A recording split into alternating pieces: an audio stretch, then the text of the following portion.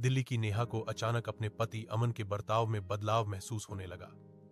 पहले जो हर पल उसका ध्यान रखता था, अब फोन पर व्यस्त रहता और देर रात तक बाहर रहता। नेहा का दिल कह रहा था कुछ तो गड़बड़ है, पर सबूत नहीं था। तभी उसने प्राइम डिटेक्टिव एजेंसी से संपर्क किया। हमारी टीम ने अमन की मूवमेंट ट्रैक की, गुप्त कैमरे लगाए और कॉल डिटेल्स एनालिसिस की।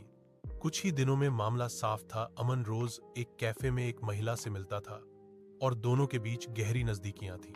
हमारी टीम ने टाइम, लोकेशन और फोटोग्राफिक प्रूफ के साथ पूरी रिपोर्ट तैयार की।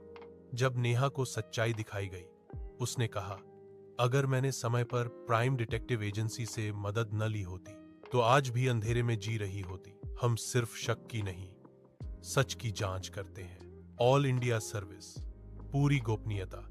Ni milliarder 24 millioner 944.596 Prime Detective Agency.